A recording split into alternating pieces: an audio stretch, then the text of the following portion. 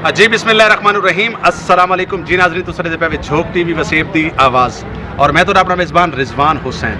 नाज़रीन हमेशा तो मेरा वादा होंदा कि असां तक कहीं ना कहीं शख्सियात नाल मिल वेने हैं। अज जिहड़ी शख्सियात नाल असां तक मिलवाउण वेंदे पे हैं, अगर असां पाकिस्तान दे निक्के निक्के बालां दी गल करूँ तो यकीनन बड़े सारे बाल इन्हां दे परस्तार हैं और वड्डी गल है कि कहीं भी जबान दा बाल होवे सराइकी पंजाबी पख्तून बलोची तो सारे बाल इन्हां नाल प्यार करेंदे हैं। नंबरदार यूट्यूब स्टार यकीनन तुसां ना सुनो सी वड्डा नंबरदार ऐसा ना मौजूद है, उन्होंने गलबात करे सूँ। हालांकि मेरा कद तो छोटा जी है, नहीं इन्हों का कद छोटा जी है, इन्होंने बराबरी आने की कोशिश करी।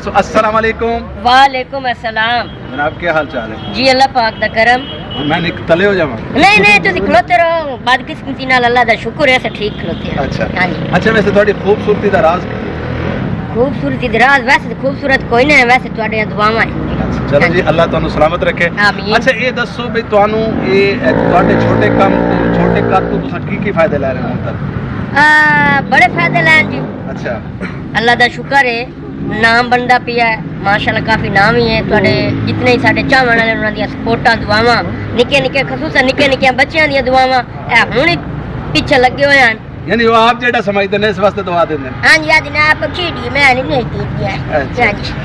अच्छा माशाल्लाह। अच्छा ये दसो कि तकरीबन कितने मिलियन तुहाडी पहली वीडियो या जेड़ी इस टाइम तक सब तो टॉप तो तुहाडी वीडियो कितने मिलियन तक पहुंची?